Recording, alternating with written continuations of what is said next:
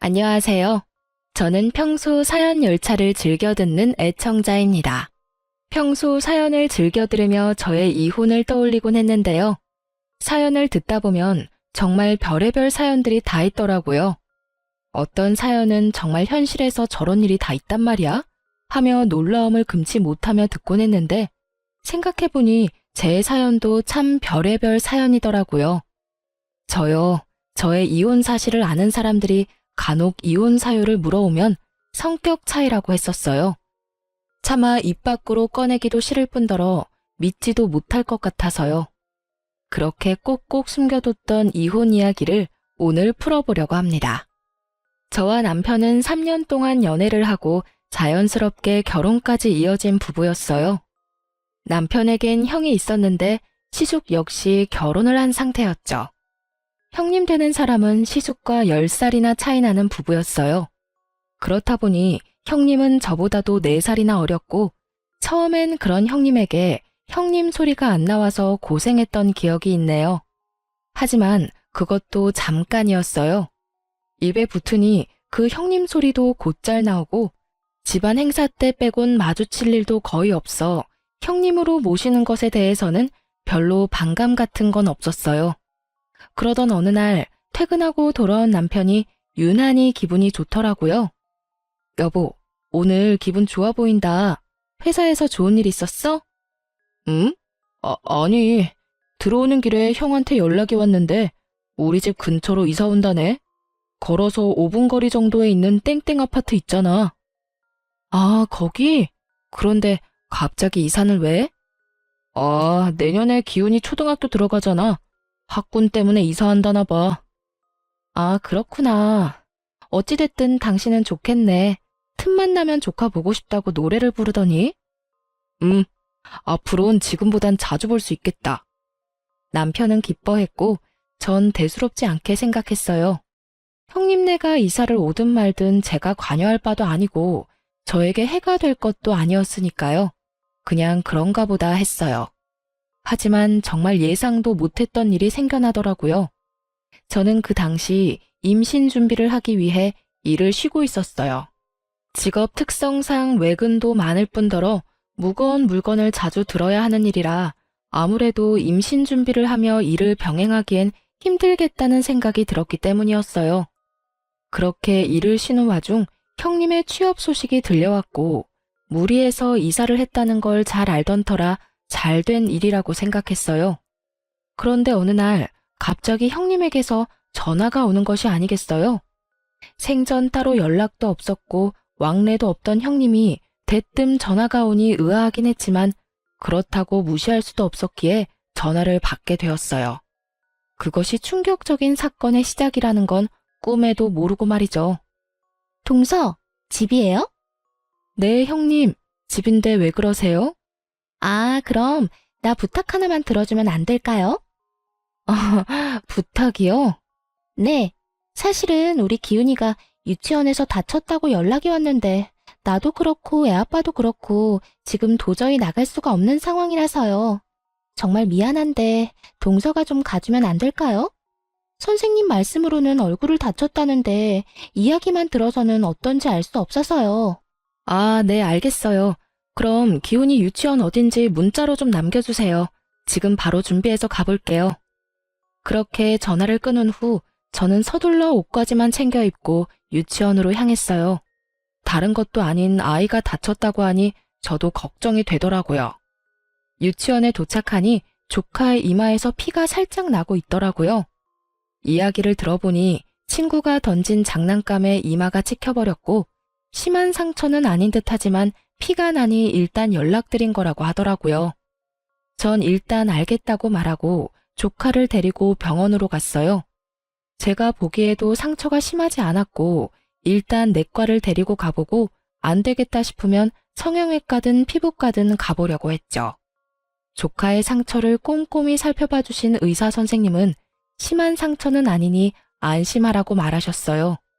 이 정도로는 굳이 성형외과는 가지 않아도 된다며 아이들의 재생력으로 충분히 나을 수 있는 정도라고 하더라고요. 그저 조카가 좀 놀란 것 같으니 저녁은 부드러운 음식으로 주는 것이 좋겠다고 하고요. 그렇게 병원 진료를 마치고 약국에 들러 유아용 상처 연고를 산 후 집으로 돌아갔어요. 선생님의 말씀대로 조카는 많이 놀랐는지 자꾸 안아달라고 성화였고 전 7살짜리 남자아이를 안아 재우기까지 했어요. 그렇게 겨우 조카를 재우고 저녁을 준비하고 있는데 뒤늦게 형님과 시숙이 아이를 데리러 왔더라고요. 오셨어요? 기훈이 아까부터 자고 있어요. 병원은 다녀왔는데 병원에서 심하지 않다고 연고만 잘 발라주라고 하더라고요. 연고는 여기 있어요. 일반 내과만 갔다가 온 거예요? 성형외과는요? 아무리 심하지 않다고 해도 얼굴인데 성형외과를 갔어야죠. 왜 성형외과는 다녀오지 않았냐며 다짜고짜 따지는 형님을 보는데 참 어이가 없더라고요. 아니, 이럴 땐 고맙다, 미안하다, 오늘 고생이 많았다가 먼저 아닌가요? 제 심정 같았으면 당장이라도 쏘아붙이고 싶은 걸 겨우 참고서 상황을 전해주었죠.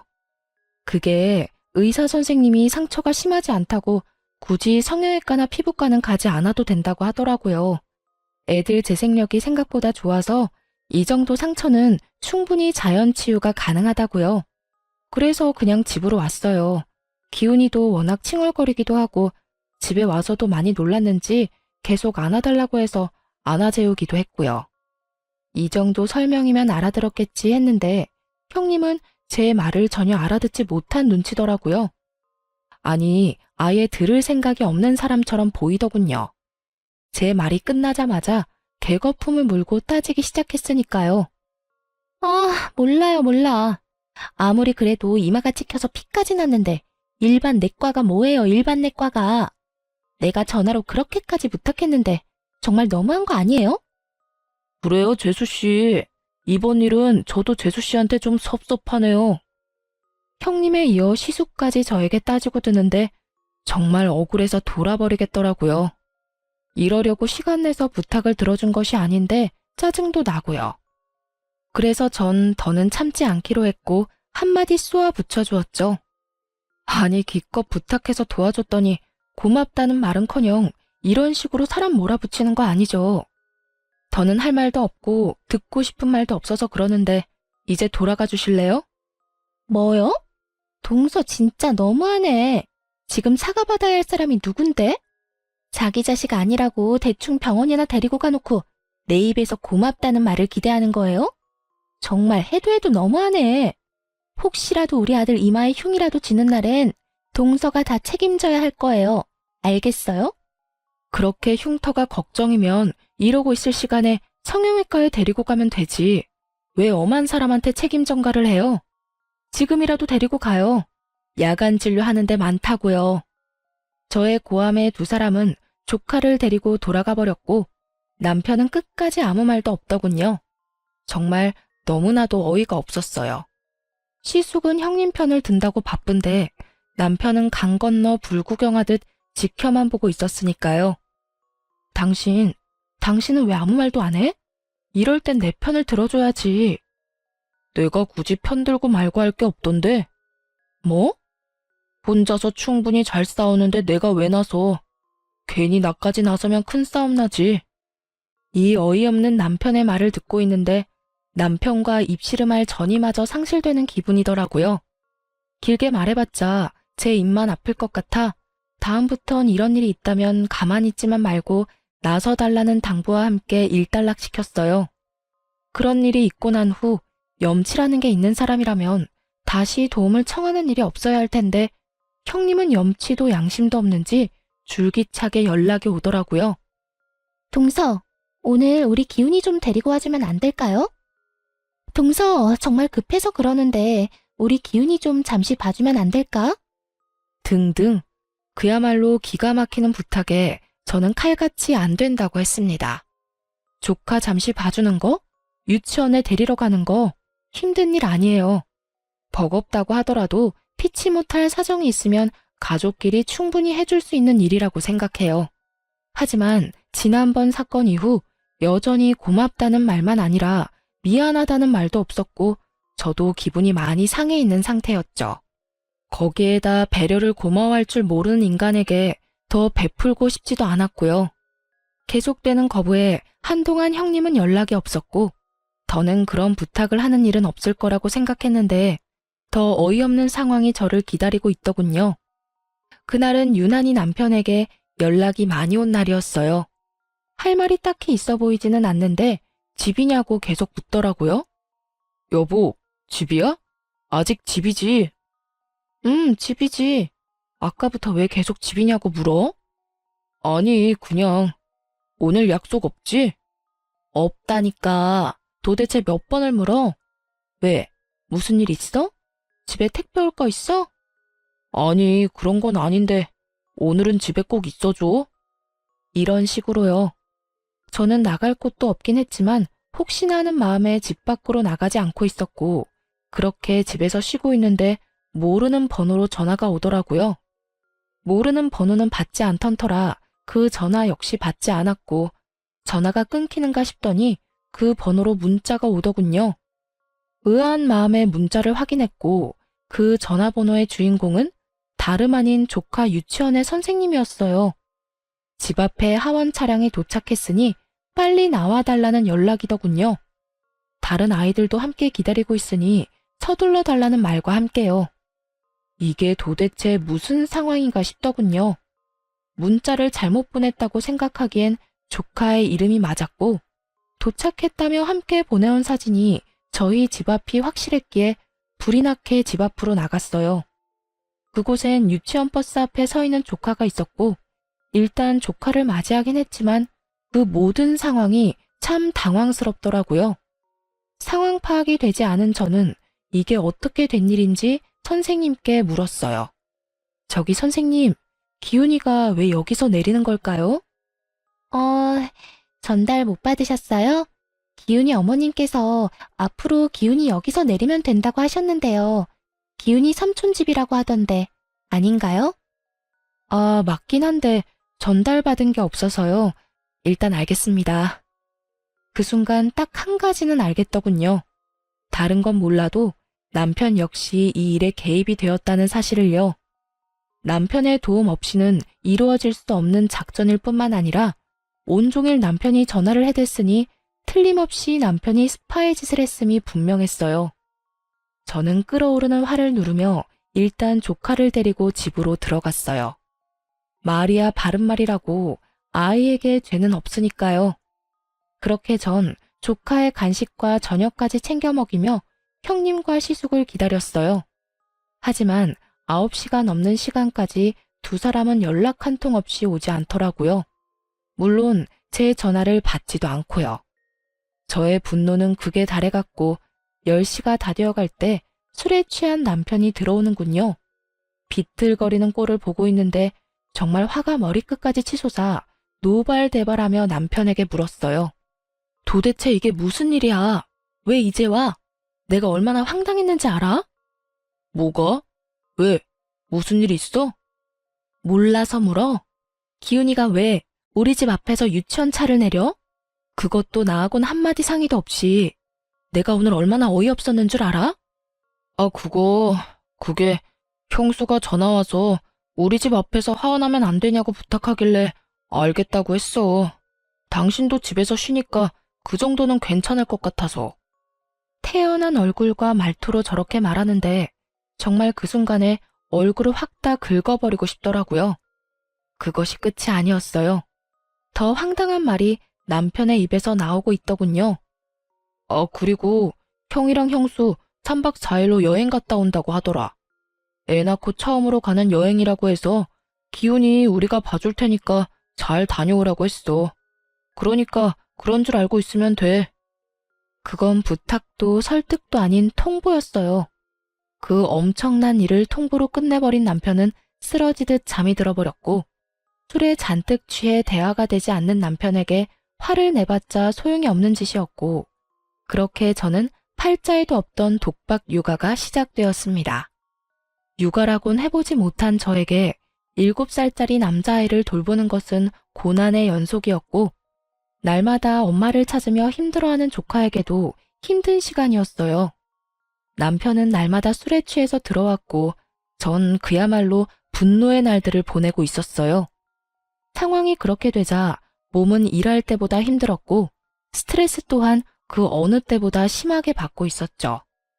그렇게 아이도 어른도 힘든 4일이 지나고 기다리고 기다리던 형님과 시숙이 집으로 왔더라고요. 그래도 이번에는 고맙다는 말 정도는 하겠지 했는데 기대했던 제가 바보였습니다. 조카를 낚아채듯 데리고 가던 형님은 이렇게 말하더군요.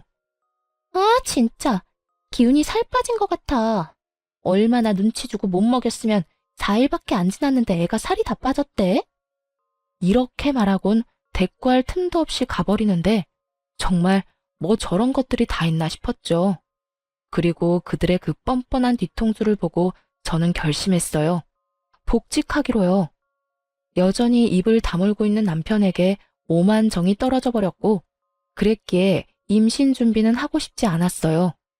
전 결심이 서자마자 회사에 복직 신청을 했고 운 좋게 그 당시 육아휴직을 낸 직원이 있어 생각보다 복직은 빠르게 할 수 있었죠.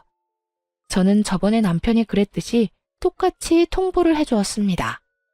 나 복직됐어. 다음 주 월요일부터 출근이야. 뭐? 복직? 나하고 한마디 상의도 없이 무슨 복직이야. 내가 복직하는데 당신하고 굳이 상의해야 해? 하여튼 난 다음 주 월요일부터 출근이니까 그런 줄 알고 기훈이 케어는 알아서 하라고 전해줘. 정 안 되면 당신이 직접 휴가 내고 돌보든지. 그렇게 전 육아에서 해방됐고 회사 생활을 하며 바쁘게 지냈어요. 조카 문제가 사라지니 남편과 저 사이에 기분 상하는 일도 없었고 점점 관계도 회복되고 있었어요. 일은 힘들어도 정신적인 스트레스가 없으니 집에서 쉴 때보다 몸도 마음도 더 건강해지는 기분이 들며 평화가 다시 찾아왔구나 싶더라고요. 그런데 복직한 지 한 달도 채 되지 않은 어느 날 집으로 시댁 식구들이 몰려왔더군요. 무슨 일인가 싶었더니 성질도 급한 형님은 거두절미하고 본론을 꺼내기 시작했어요. 동서, 피차 바쁜 사람끼리 말 돌리지 않고 본론만 말할게요. 회사 일 힘들 텐데 괜한 고생하지 말고 다시 그만두고 우리 기훈이 좀 다시 봐줘요. 뭐라고요? 우리 기훈이 좀 다시 봐달라고요. 하원하고 몇 시간 봐주면 돼요. 아, 그냥 봐달라는 건 아니고 한 달에 30만 원 줄게요. 완전 거저 아니에요? 고작 몇 시간 보고 30만 원이면. 아, 그러니까 기훈이 하원시키고 형님네 퇴근할 때까지 데리고 있으면 30만 원을 주겠다. 이 말이죠? 저는 너무 황당해 제가 들은 말이 잘못된 것이 아닌지 다시 물었고 형님은 제 눈치를 한번 살피더니 더 황당한 말을 하더라고요. 아, 30만 원이 작아서 그래요? 그래요. 그럼 50만 원. 그 이상은 안 돼요? 우리 기훈이 이제 다 커서 딱히 신경 쓸 일도 없고 그저 하원만 해주고 간식 챙겨주는 게 다예요. 혹시나 우리가 늦어지면 저녁도 좀 챙겨주고요. 어때요? 간단하지 않아요? 진짜 별 미친 소리를 다 듣는구나 싶더라고요. 돈도 던이었지만 부탁하는 말투가 아니라 명령조라 제 기분은 곱절로 더 상해버렸고 이런 문제는 직구가 답이라는 생각에 확실하게 제 뜻을 전했어요. 50만 원이요? 50만 원 받고 애볼 바엔 그냥 회사 다니죠. 제가 지금 월급이 200 정도는 넘는데 이만큼 줄 수 있어요? 월급만큼 준다고 하면 생각은 해볼게요. 아, 상여금, 퇴직금도 물론 챙겨줘야 하는 건 알고 있죠? 저는 형님을 똑바로 보며 말했고 그런 제 말에 형님이 뭐라고 대꾸할 틈도 없이 시모가 노발대발하며 나서더군요. 너 진짜 돈독이라도 올랐니? 가족끼리 그냥 도와주지는 못할 망정 지금 받는 돈만큼 내놓으란 말이 나와?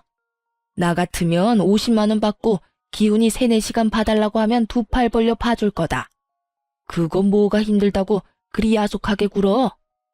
그렇게 좋은 제안이라고 생각하시면 어머님이 봐주시면 되겠네요. 뭐라고? 조금 전에 그러셨잖아요. 어머님 같으면 두 팔 벌려 봐준다고. 그러니까 저한테 이러지 말고 어머님이 형님네 가서 기훈이 봐주면 되겠네요. 두 팔까지 벌려 환영한다던 시모는 제 말에 혹여나 자신에게 불똥이라도 튈까 겁이 났는지 딴청을 피우기 시작했고 상황이 마음대로 흘러가지 않자 초조해진 형님은 어린아이처럼 떼를 쓰기 시작하더군요. 아, 그러지 말고 좀 봐줘요. 50만 원 준다니까요. 그리고 솔직히 말해서 회사에 다니는 것보다 애 잠시 맡아주는 게 더 편하잖아요. 이보다 더 쉽게 돈 벌 수 있는 방법이 어디 있다고 그래요? 그렇게 쉬우면 형님이 회사 그만두고 애나 봐요. 자기 자식 자기가 알아서 해야지. 왜 애 먼 사람 잡고 떼를 써요? 이렇게 말한 저는 이 상황을 끝내기 위해 남편에게 눈치를 줬고 저의 눈빛을 읽은 남편이 그제야 급하게 중재를 나서기 시작했어요. 그만들 좀 해요. 이러다 진짜 큰 싸움 나겠어. 형수도 상황이 곤란한 건 알겠는데 아무래도 이번 부탁은 들어주기 힘들 것 같아요. 이 사람 복직한 지도 얼마 안 됐고 무엇보다 이 사람이 이렇게나 싫어하잖아요.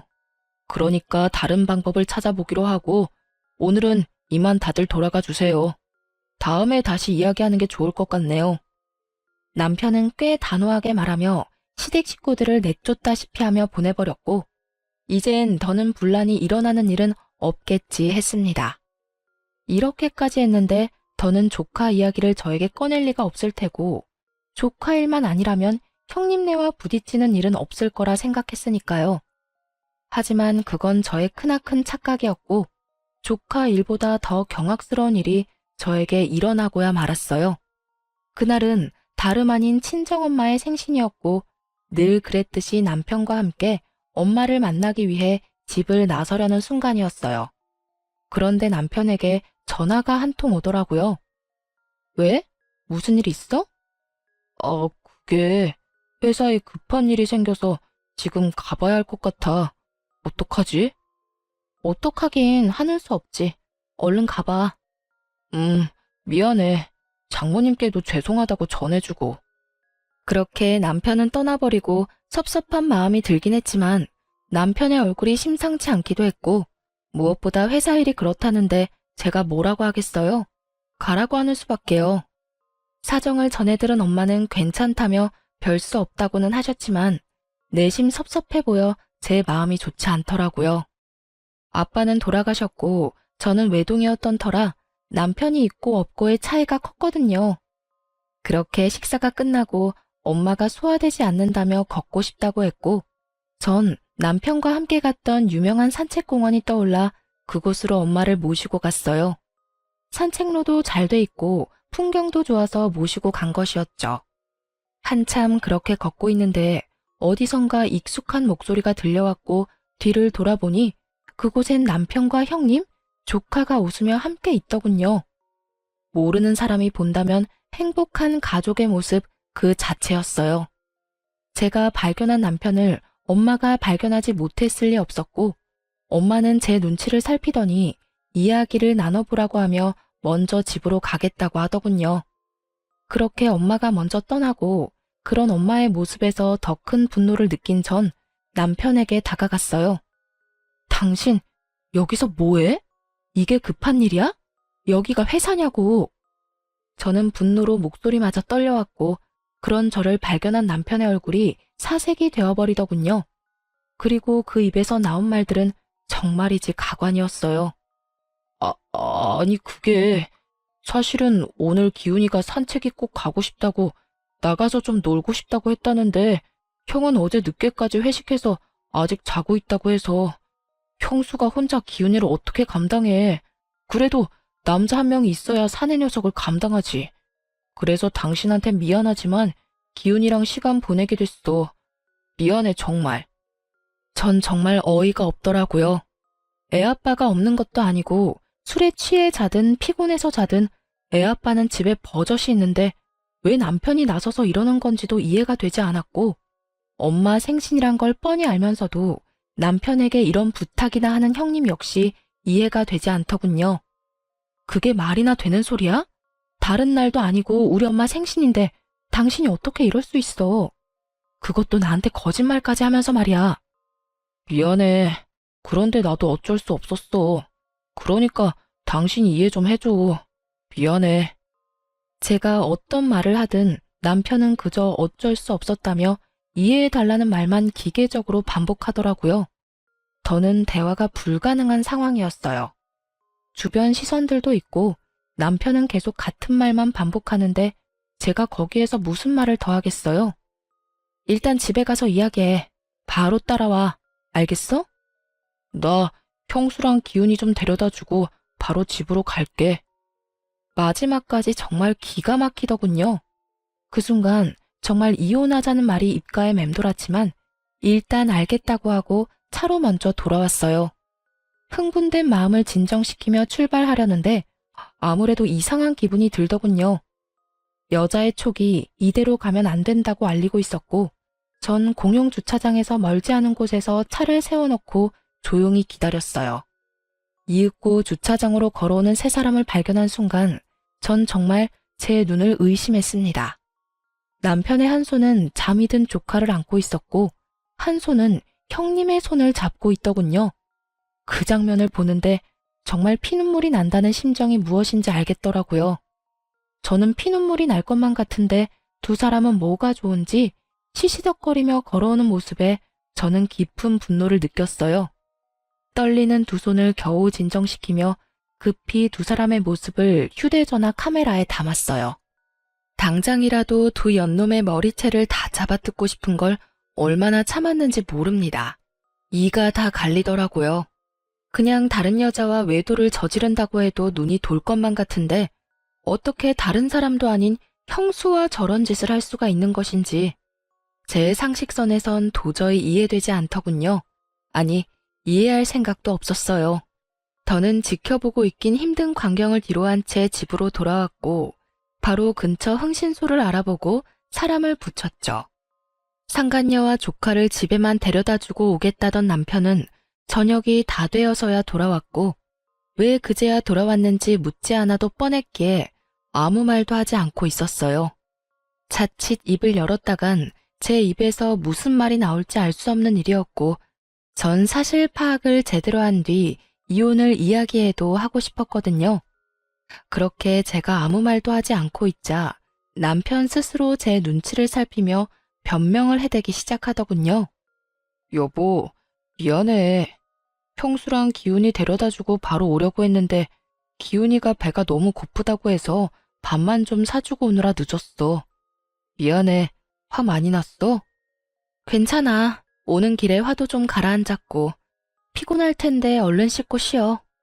정말이었어요. 볼 꼴 못 볼 꼴 다 보고 이혼까지 할 마당에 남편이 늦든 외박하든 그게 뭐가 대수겠어요? 그날 이후 전 남편과 말을 섞지 않았고 오직 흥신소의 연락을 기다리며 이혼을 준비했습니다. 처음엔 두 사람의 사진을 시숙에게 보여주며 모든 사실을 미리 알릴까 싶기도 했지만 혹시 모르는 상황에 시숙에게도 일단 알리지 않았어요. 저는 일단 남편 몰래 집을 부동산에 내놓고 짐도 조금씩 친정에 가져다 두었죠. 그리곤 증거는 사진 한 장이 다였지만 변호사를 만나 상담을 진행하며 이혼을 준비했고 그렇게 바쁜 시간을 보내고 있으니 흥신소에서 연락이 왔더군요. 두 사람은 1년 전쯤부터 만나왔고 그 시기는 저희 집 근처로 이사 오기 전이더군요.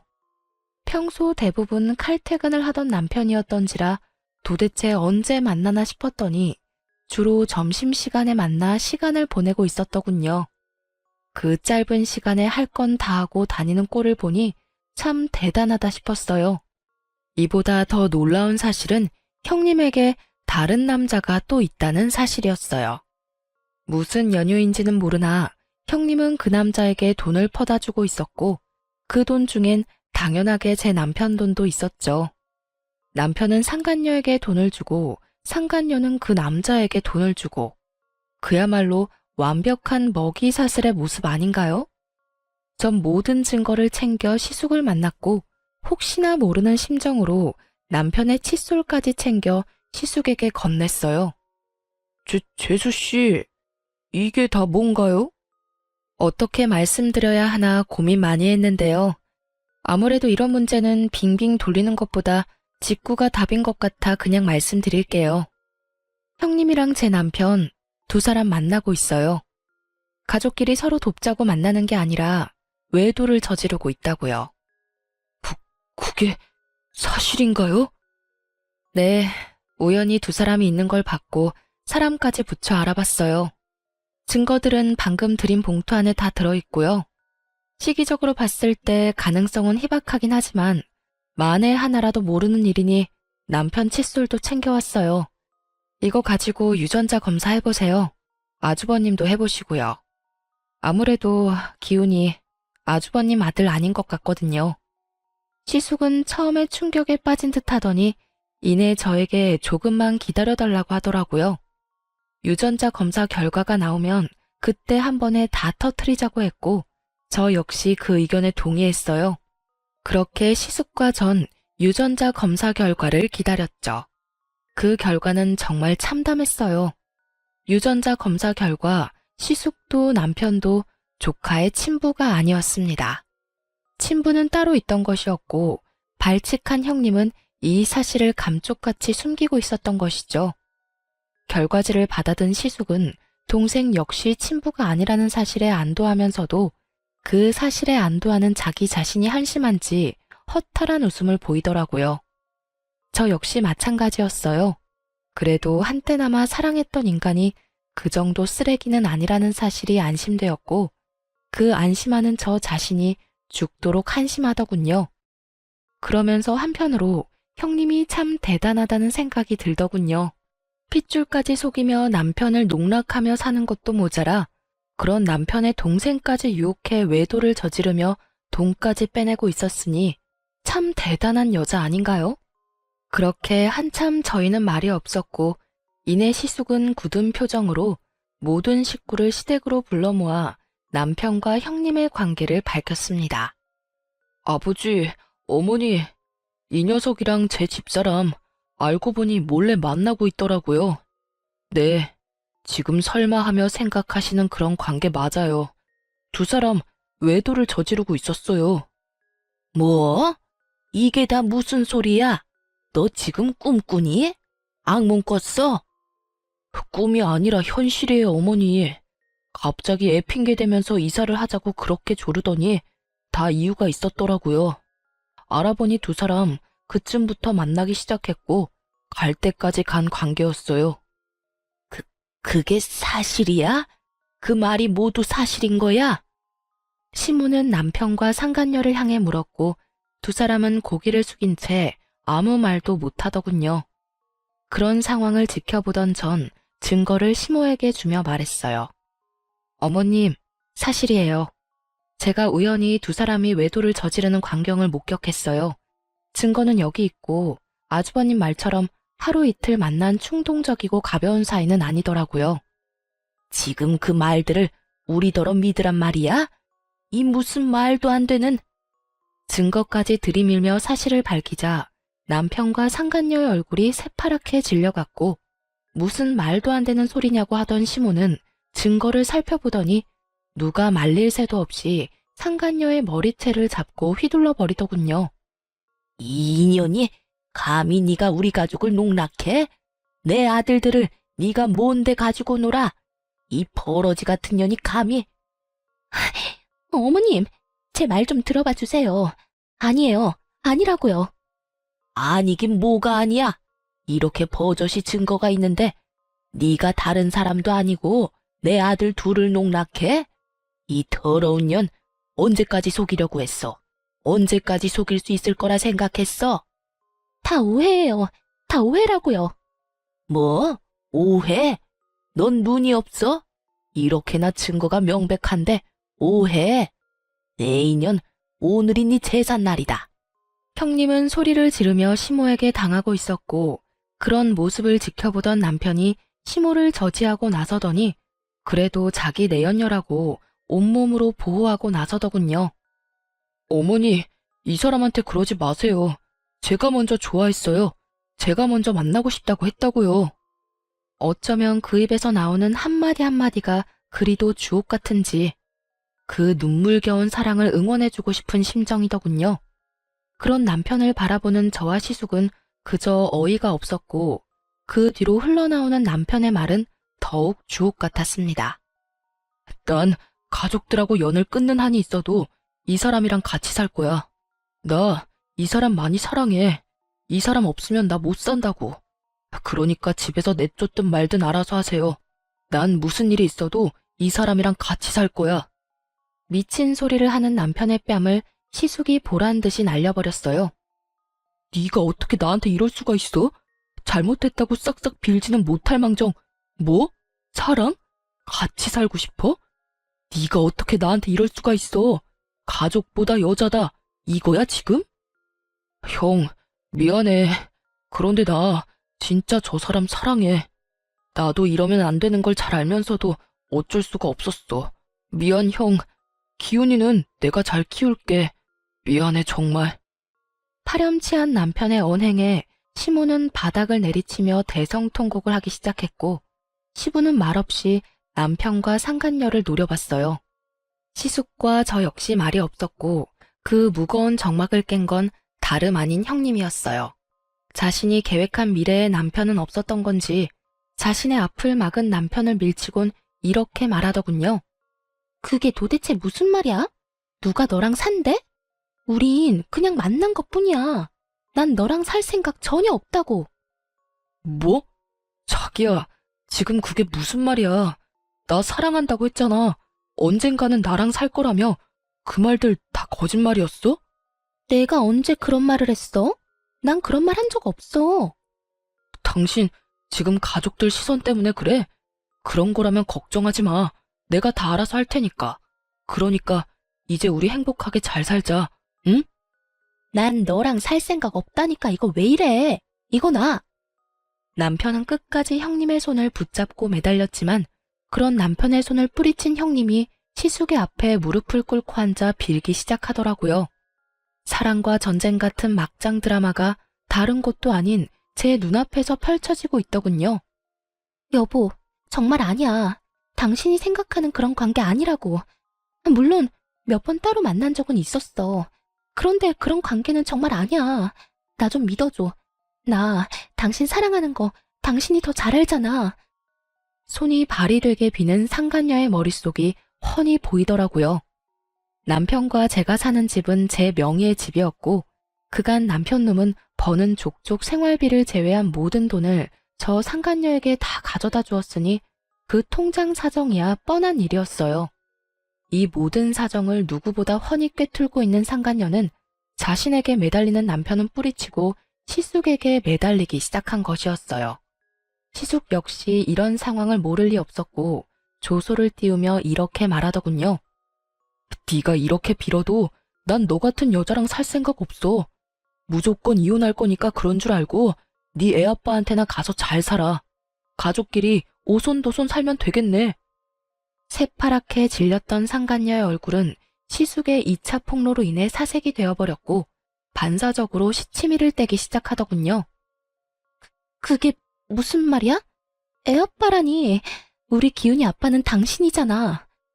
시숙은 끝까지 시치미를 떼는 상간녀를 향해 가슴 주머니에 묻어두었던 유전자 검사지를 던져버리며 말했어요. 다 알고 있어. 다 알고 있다고. 너 진짜 소름 끼친다. 어떻게 이런 걸 속여? 네가 사람이야? 날 속인 것도 모자라 그 남자한테 돈도 갖다 바치고 있더라.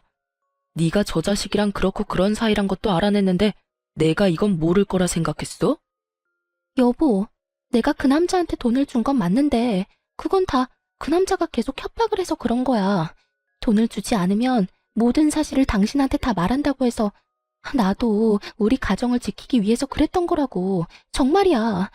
난 그렇게 해서라도 우리 가정을 지키고 싶었어. 가정을 지키고 싶다는 사람이 남편 동생과 외도를 저지르다니. 이렇듯 말도 안 되는 변명들이 난무하고 있었고 이 모든 상황을 정리할 사진을 시숙이 던져버렸어요. 협박?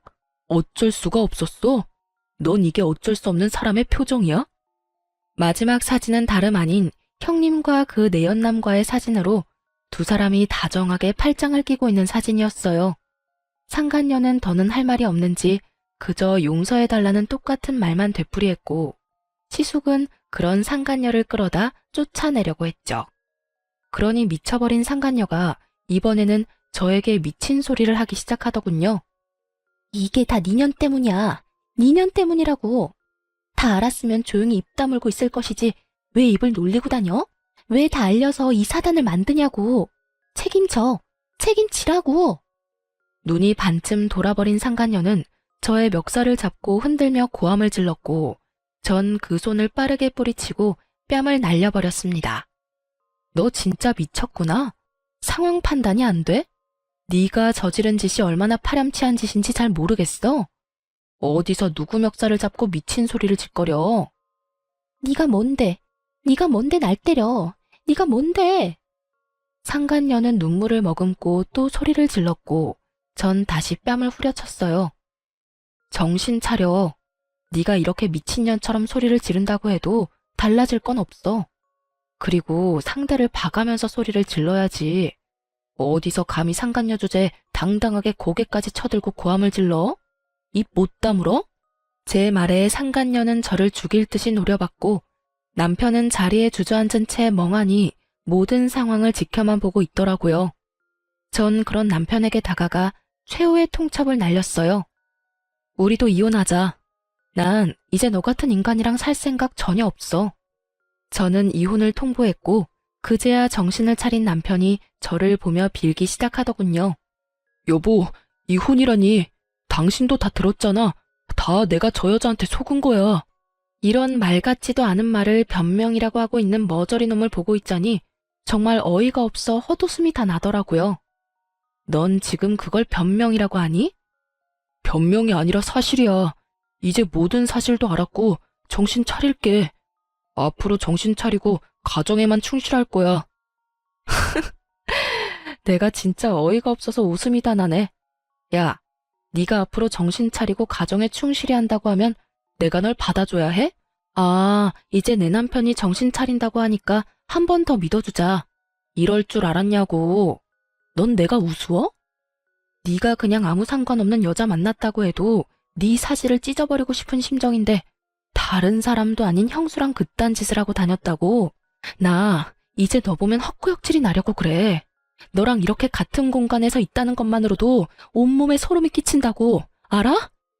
절규에 가까운 고함과 함께 눈물이 터져 나오더라고요. 그간 잘 참아왔던 눈물이 왜 하필 그때 터져버린 것인지 아직도 모르겠어요. 아마 그간 남편과 했던 세월이 떠오르며 이렇게까지 최악의 상황을 만든 남편도 아무것도 몰랐던 저도 원망스러웠던 것 같아요. 제가 어깨를 들썩이며 울자 남편이 다시 용서를 구하기 시작하더군요. 여보, 내가 진짜 잘못했어. 내가 앞으로 정말 잘할 테니까 한 번만 용서해줘. 이번만 눈 딱 감고 넘어가주면 내가 평생 갚으면서 살게. 내가 정말 당신만 사랑하면서 살게. 일을 이따위로 만들어 놓고 용서해달라고? 내가 머리에 총 맞았어? 내가 그렇게 만만해? 당신 같으면 용서가 될 것 같아? 미안해. 정말 미안해. 그런데 나 진짜 반성하고 있어. 이것만큼은 진심이야, 여보. 더는 들을 말도 하고 싶었던 말도 없었던 저는 최후의 통첩을 날렸죠. 다 필요 없고 짐이나 빼. 이혼하는 마당에 같이 살 필요는 없잖아? 혹시나 짐 핑계 대면서 집 들락날락할 생각은 하지도 마. 집 곧 나갈 예정이거든. 그러니까 당장 짐부터 빼. 이렇게 말한 저는 시댁에서 나와버렸고 소송을 진행했어요. 그렇게 이혼만은 안 된다던 남편은 상간녀와 합심해 어떻게 해서든 위자료를 덜 주기 위해 부단히도 애썼지만 소용없는 짓이었죠. 입이 떡 벌어질 만한 사건이었으니까요. 시간이 오래 걸리긴 했지만 어찌되었든 전 이혼을 했고 위자료 역시 만족할 만큼 받을 수 있었습니다. 이혼하고 난 후 이런저런 일로 바쁘게 사는 와중에 두 사람의 소식이 들려오더군요. 상간녀에게 속았다던 전 남편은 시댁에서 쫓겨나자마자 시숙에게 이혼당한 상간녀와 살림을 차렸다고 하더군요. 이혼 소송 당시 둘이 붙어있던 꼴을 봤던 터라 놀랍지도 않더군요. 똑같은 것들끼리 잘 먹고 잘 살아라 싶었는데 그것도 잠시더라고요. 뒤이어서 들리는 소식엔 상간녀가 도망을 갔다고 하더군요. 함께 살면서 전 남편을 꼬드겨 빚까지 내게 만들었고 그 돈을 홀라당 다 들고 도망을 가버렸다네요. 전 남편은 당연한 수순으로 빚쟁이가 되어버렸고요. 도망간 여자를 경찰에 신고까지 한 전 남편은 깊은 상심에 빠졌는지 회사도 가지 않고 폐인이 되었다고 하더군요. 한 명은 빚쟁이 폐인, 한 명은 애까지 데리고 도망치는 신세. 참 어울리는 결말이라고 생각했네요. 그렇게 전 그 소식을 마지막으로 그 경악스럽던 일들에서 벗어날 수 있었습니다. 다행스럽게 전 남편은 마지막 염치라는 것은 있는지 저를 찾아오거나 하는 일은 없었어요. 그 후 전 회사에 다니며 그저 평범하게 지내고 있어요. 평일엔 일하고 주말엔 취미 생활을 하면서요. 워낙 이혼 사유가 충격적이라 앞으로 결혼 생각은 없네요. 제가 이런 의견을 말하면 주변에서 사람 일은 모르는 거라며 하곤 하는데요. 전 아직까진 사람에 대한 믿음 자체가 사라진 상태라 이런 상태에서 누굴 만난다는 게 저뿐 아니라 상대방한테도 좋은 선택은 아닌 것 같거든요. 그래서 결혼뿐 아니라 연애 생각도 없는 상태입니다. 요즘에 전 일과 취미 생활에 몰두하고 있어요. 요즘에 새로 생긴 취미는 등산인데요. 혼자 산을 타도 이상하지 않기도 하고 정상까지 다다르고 나면 그 성취감이라는 게 정말 말도 못하게 높더라고요. 그래서 요즘엔 쉬는 날이면 산을 타며 좋은 공기 마시고 오네요. 이렇게 보니 저한테 참 많은 일이 있었네요. 앞으로는 저의 삶에 집중하는 그런 인생을 살아보려고 합니다. 저의 긴 사연 들어주신 여러분, 감사합니다. 좋은 하루 보내세요.